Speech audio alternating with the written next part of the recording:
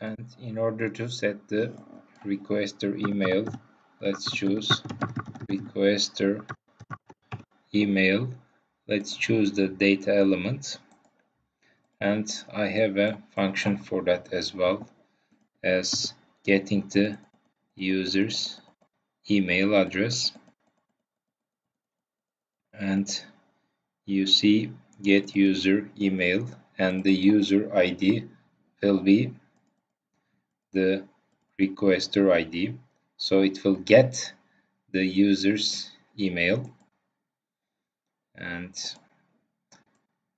okay, the data elements seems ready, and I will just use a task form just after that. Perfect.